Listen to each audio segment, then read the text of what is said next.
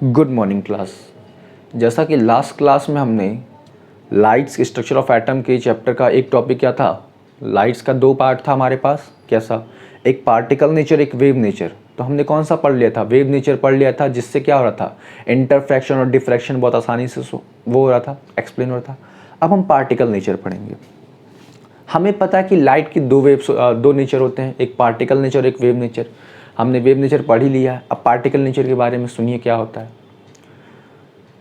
जब light photons की form में ट्रैवल करे, फोटॉन्स के फॉर्म में ट्रैवल करे, एक स्ट्रेट लाइन में, उनके पास एक हाई स्पीड हो, तो उसी को क्या बोलते हैं?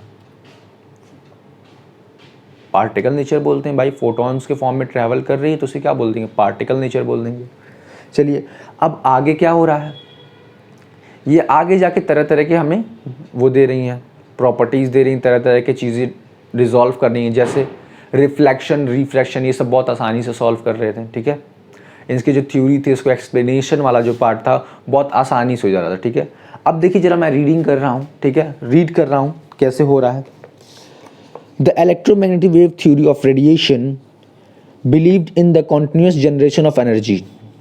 This theory explains the phenomena of propagation of light such as diffraction, interference quite successfully, but it fails to explain many phenomena such as black body radiation and photoelectric effect. अब देखिए क्या है ब्लैक बॉडी रेडिएशन। यहाँ पे हम सबसे पहले क्या बात करेंगे? Black body radiation, photoelectric effect के बारे में बात करेंगे। ठीक है, उसके बाद हम क्या करेंगे? प्लैंक्स क्वांटम थ्योरी के बारे में बात करेंगे, क्वांटम के बारे में बात करेंगे। ठीक है, अब देखिए क्या है कि black body radiation, black body radiation क्या है? यानी ब्लैक का मतलब क्या है? ब्लैक, एक कोई ब्लैक बॉडी होगी। रेडिएशन का मतलब क्या है? इमिट करे रेडिएशन। ठीक है, तो अब देखिए क्या है, ब्लैक बॉडी का मतलब क्या होता है। अगर आप एक आयरन का शीट लीजिए और एक पीस लीजिए, पीस ले लिए, पीस लिए, अब इसको क्या करिए? हीट करिए। क्या करना है? हीट। इसको हीट करिए, आयरन को क्या करिए? हीट करिए, टेम्परेचर देते जाइए, देते जाइए, देते जाइए, देते जाइए। पहले क्या होगा? ये पहले देखिए किस कलर में चेंज हो रहा है, बिकम्स मोर रेड। अब क्या, पहले क्या होगा? डल रेड होगा, फिर रेड होगा, फिर क्या होगा? ऑरेंज होगा, येलो होगा, वाइट होगा। पहले क्या होगा? डल रेड होगा। पहले सा कलर कैसा होगा? देखिए डल रेड हो जाएगा, फिर क्या हो जाएगा? रेड हो जाएगा, फिर रेड से क्या हो जाएगा? ऑरेंज हो जाएगा। ठीक है, फिर क्या होगा? येलो हो जाएगा,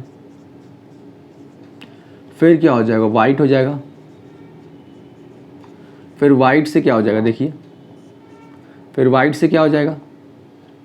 ब्लू हो जाएगा। ठीक है, यानी अगर हम किसी चीज़ को, यानी एक मेटल चीज़ को हीट कर रहे हैं, तो पहले क्या करेगा? पहले डल रेड में आएगा। थोड़ा सा इमेजिन करिए। ठीक है, पहले डल रेड में आएगा, फिर रेड कलर में हो जाएगा, फिर ऑरेंज में अपना कलर चेंज करेगा, फिर येलो में चेंज करेगा, फिर वाइट में चेंज करेगा, फिर ब्लू में चेंज करेगा। ठीक है, क्या करेगा? फिर ब्लू में चेंज करेगा, फिर क्या करेगा?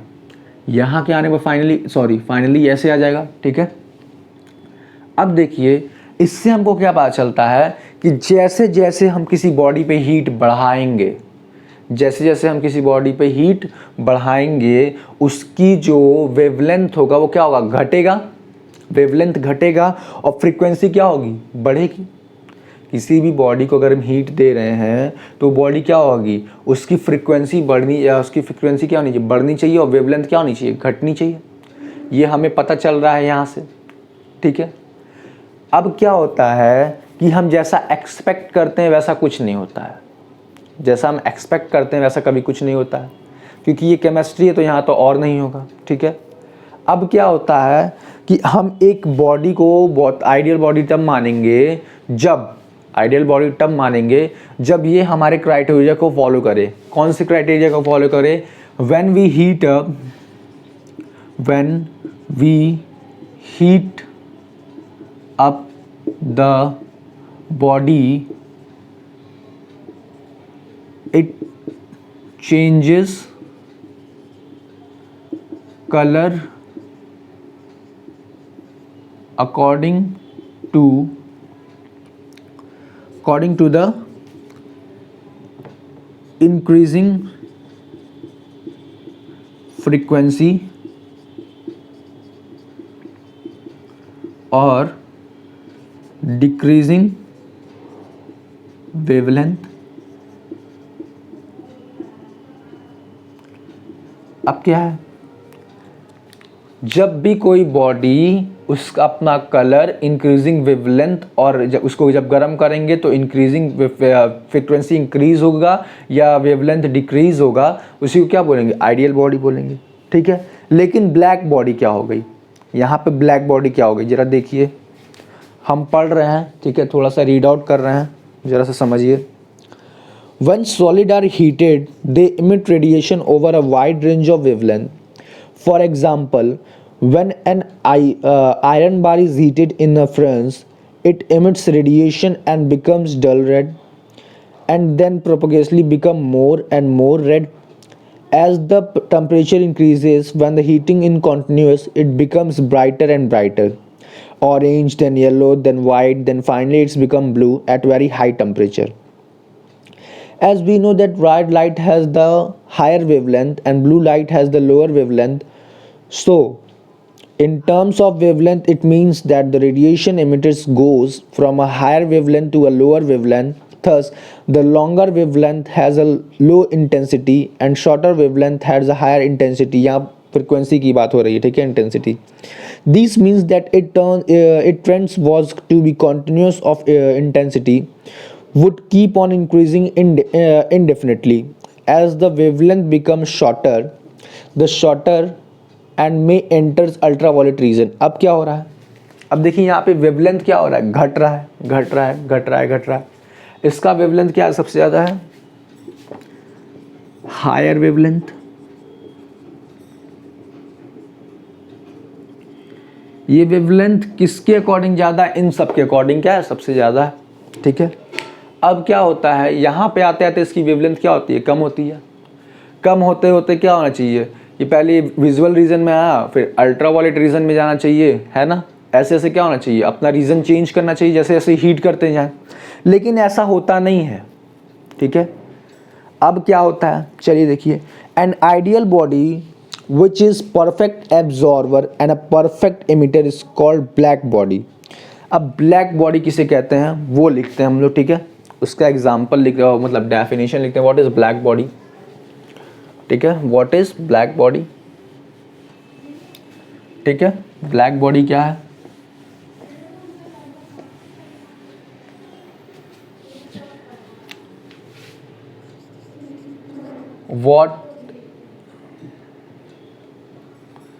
what is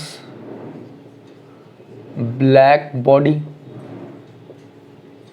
question mark. ठीक है, चलो जरा देखो सब लोग, what is black body, ideal body which is a perfect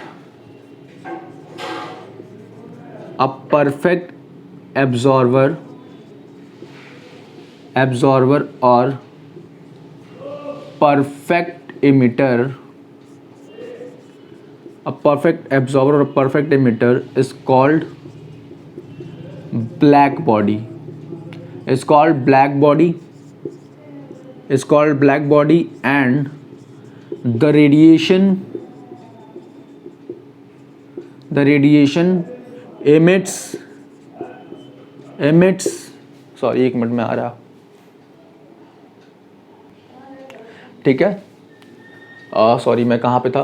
ideal body which is a perfect absorber और perfect emitter is called black body, and the radiation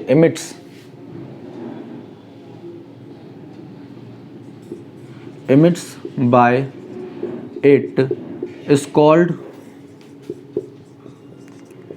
black body.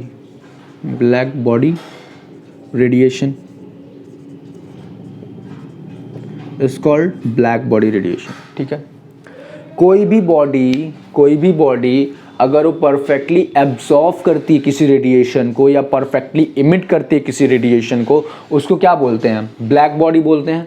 और उस ब्लैक बॉडी से जो रेडिएशन इमिट होते हैं उसे क्या बोलते हैं, ब्लैक बॉडी रेडिएशन बोलते हैं। उसी बॉडी को क्या बोलते हैं, ब्लैक बॉडी रेडिएशन बोलते हैं। ठीक है, अब एक चीज़ मैं बताना, देखिए आपको बताना चाहिए था स्टार्टिंग में ही कि जब भी कोई बॉडी हीटअप होती है ना तो क्या करती है, एक रेडिएशन छोड़ती है। ठीक है, उसी रेडिएशन की वजह से हमें क्या होता है, उस बॉडी का कलर क्या होता है, डिफरेंट डिफरेंट दिखता है। ठीक है, उसी बॉडी का कलर क्या होता है, डिफरेंट डिफरेंट दिखता है। चलिए मैं आगे पढ़ता हूँ, थोड़ा सा देखिए। And the radiation emitted by the body is called black body radiation. Thus, the attraction distribution of frequency on emitting radiation from a black body depend upon temperature. ठीक है, at a given temperature, intensity of radiation emits from a black body increases and with the and decrease of wavelength. It reaches a maximum value at a given wavelength and then start decreasing with further decrease of wavelength as shown in this. ठीक है, the frequency the figure shows the variation of intensity with wavelength at two temperature T1 and T2. ठीक है, these results could not be explained the classical wave of theory of according to this theory. Energy is emitting or absorbed continuously. Therefore, the energy of an electromagnetic radiation is proportional to its intensity and dependence of its frequency. ठीक है, independent of its frequency or wavelength. Thus, the radiation emitted by the body being heated should be the same color. ठीक है, therefore thereout almost the intensity of color might change with the variation in temperature. अब क्या बोल रहा है कि अगर हम टेम्परेचर बढ़ाते हैं, क्या ये इससे टेम्परेचर डिपेंडेंट क्या करता है, टेम्परेचर के डायरेक्टली प्रोपोर्शनल क्या होता है ना, ब्लैक बॉडी रेडिएशन, हम ब्लैक बॉडी रेडिएशन BBR लिख देंगे हम लोग। ब्लैक बॉडी रेडिएशन को हम लोग क्या लिख सकते हैं, BBR हम लोग लिख रहे हैं। ठीक है, पढ़ने के लिए, लेकिन आप लोग पूरा फुल फॉर्म लिखिएगा, BBR टेम्परेचर के डायरेक्टली प्रोपोर्शनल है। जैसे जैसे टेम्परेचर बढ़ाते जाएंगे वैसे वैसे क्या होगा, इसकी वो बढ़ती जाएगी, तो क्या होगा, वेवलेंथ कम होता जाता है। वेवलेंथ कम हो जाता है, फ्रीक्वेंसी इंटेंसिटी बढ़ती जाती है। ठीक है, इंटेंसिटी बढ़ती जाती है।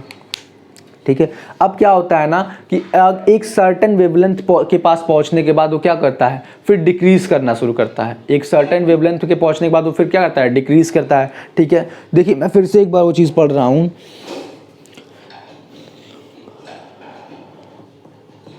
At a given temperature, intensity of radiation emitted from a black body increases with decrease in wavelength. It reaches a maximum value, यानी एक maximum value तक पहुंचता है, and that in starting increasing further decrease of wavelength.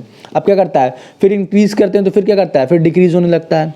ठीक है, thus and black body is defined as a perfect absorber or perfect emitter of radiation.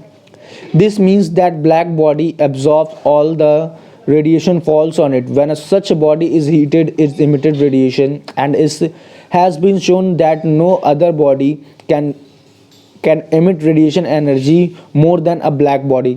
अब क्या है देखिए, ब्लैक बॉडी क्या होता है, परफेक्टली एब्जॉर्बर होता है, परफेक्टली क्या होता है, एमिटर होता है। यानी अगर हमने इसको मान लीजिए हमने इसको जितना वो मान लीजिए हमने इसको ए रेडिएशन दिया, तो ये क्या इमिट कितना करेगा, ए रेडिएशन ही करेगा। क्या होगा, ए रेडिएशन ही करेगा।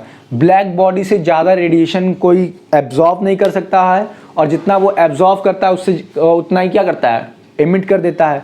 तो ब्लैक बॉडी जैसा कोई बॉडी नहीं होता है। ब्लैक बॉडी क्या करता है, जितना इमिट करेगा उतना ही क्या करेगा, एब्जॉर्ब भी करेगा, जितना एब्जॉर्ब करेगा उतना ही इमिट भी करेगा। ठीक है, hence a black body, which is the most efficient absorber radiant energy, is also most perfect emitter.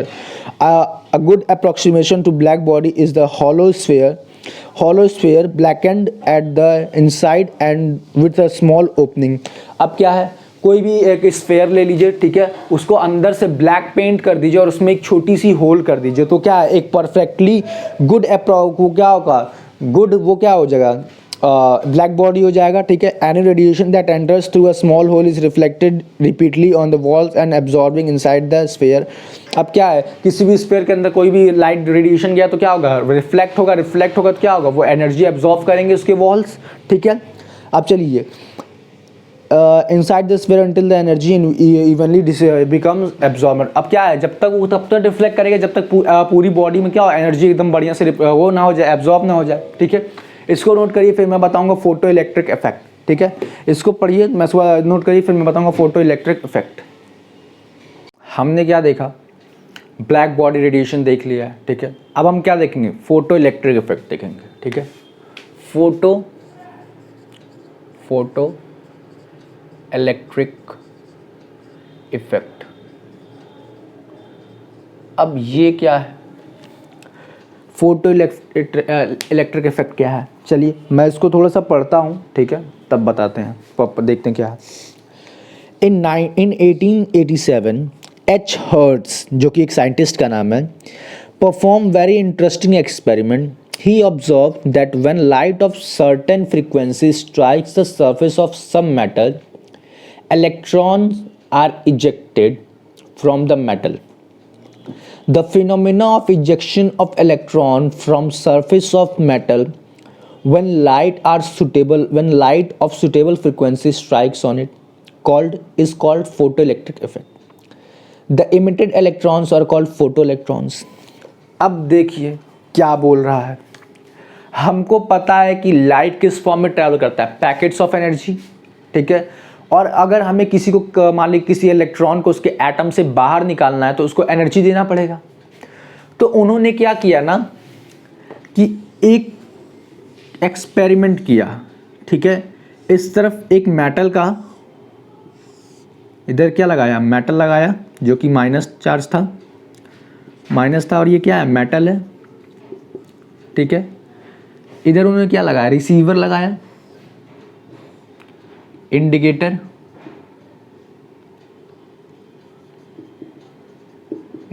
लगाया, ठीक है। इधर से इन्होंने थोड़ा सा होल किया ताकि इस पे लाइट आके गिर सके, ठीक है। ये क्या है, लाइट्स है, ये प्लस है, ठीक है। अब जब क्या हो रहा है ना कि इस मेटल सरफेस पे से एक इलेक्ट्रॉन निकालने के लिए हमें कुछ एनर्जी चाहिए। तो अब क्या हो रहा है कि लाइट जो है हमारा किस फॉर्म में ट्रैवल करता है, फोटॉन्स के फॉर्म में ट्रैवल करता है। तो फोटॉन्स जो होते हैं ना, इस पे आके टकराते हैं, इस पे आके टकराएं तो यहां से एक इलेक्ट्रॉन निकलेगा, ठीक है, एक इलेक्ट्रॉन निकलेगा। अब ये इलेक्ट्रॉन यहां से यहां जाएगा, इसको क्या बोलेंगे, फोटो इलेक्ट्रॉन। जो इलेक्ट्रॉन इजेक्ट हुआ है उसको क्या बोलेंगे, फोटो इलेक्ट्रॉन, ठीक है। और ये इलेक्ट्रॉन इधर प्लस, इधर माइनस, इधर प्लस जाएगा तो इधर से इधर जाएगा, इसको क्या बोलते हैं,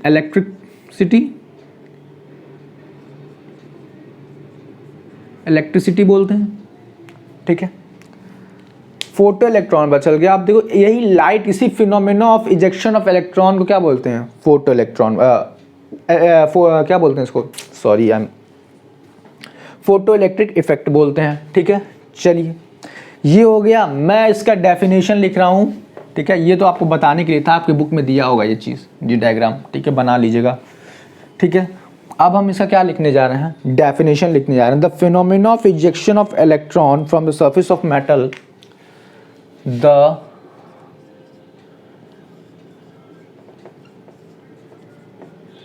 phenomena of ejection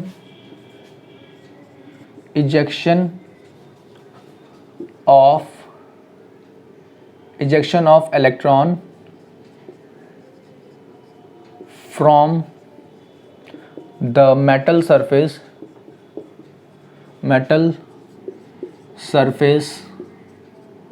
by the देखिए when light of suitable metal surface, when light of suitable frequency fall on it, the ejected electron are called photoelectron.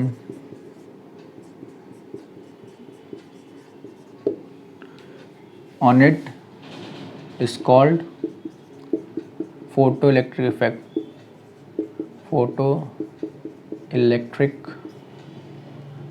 effect, ठीक है। चलिए यह क्या बोल रहा है, देखिए, the phenomenon of ejection of electron from the metal surface when light of suitable frequency, ये चीज़ याद रखिए, light of suitable frequency fall on it, ठीक है, is called photo electric effect. The ejected electron are called photo electrons. अब देखिए क्या है यहाँ पे मेन पॉइंट, इंटेंसिटी से नहीं मतलब है। यहाँ अगर इलेक्ट्रॉन किसी मेटल सरफेस से इलेक्ट्रॉन निकालना है तो वो किस पे डिपेंड करता है, फ्रीक्वेंसी पे डिपेंड करता है, ठीक है। इंटेंसिटी पे डिपेंड नहीं करेगा, वेवलेंथ पे डिपेंड नहीं करेगा, ठीक है। वो किस पे डिपेंड करेगा, फ्रीक्वेंसी पे डिपेंड करेगा, फ्रीक्वेंसी पे डिपेंड करेगा, ठीक है।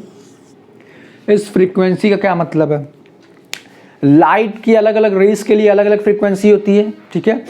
तो जिस मान लीजिए हर मेटल का ऐसा एनर्जी, मान ली किसी मेटल के एटम से हमें एक एटम निकालना है, ठीक है। अब उस मेटल को कुछ एनर्जी देना पड़ेगा, ठीक है। हर लाइट के पास अलग अलग टाइप के फोटॉन्स हैं, क्या है, किसी के पास किसी और फ्रीक्वेंसी का है, किसी के पास किसी फ्रीक्वेंसी का है, ठीक है। तो जितनी ज़्यादा फ्रीक्वेंसी, ठीक है, मान लीजिए हमको मान लीजिए एक मेटल सरफेस है यहाँ पे, यहाँ से हमको एक इलेक्ट्रॉन निकालना है तो क्या करना पड़ेगा, यहाँ पे फ्रीक्वेंसी एक स्पेसिफिक फ्रीक्वेंसी होगा, एक ऐसा एनर्जी लेवल होगा, उसी एनर्जी लेवल, अगर उसी एनर्जी का हम उसी एनर्जी की फ्रीक्वेंसी का हम गिराएं यहाँ पे तो क्या होगा, इलेक्ट्रॉन निकलेगा, ठीक है। हर मेटल का फ्रीक्वेंसी अलग अलग होगा, ठीक है। उसी फ्रीक्वेंसी को क्या बोलते हैं, थ्रेशोल्ड फ्रीक्वेंसी बोलते हैं, थ्रेशोल्ड फ्रीक्वेंसी। इसी फ्रीक्वेंसी क्या बोलते हैं, थ्रेशोल्ड फ्रीक्वेंसी बोलते हैं। यानी क्या है कि अगर मेटल प्लेट्स है हमारे पास, मेटल सरफेसेस कई सारे हैं, मान लीजिए कॉपर, गोल्ड, जिंक, ये 3 तरह के हैं, तो तीनों के लिए अलग अलग फ्रीक्वेंसी की लाइट लगेगी, ठीक है, अलग अलग फ्रीक्वेंसी की लाइट लगेगी। चलिए इसको नोट करिए तो आगे बताएं।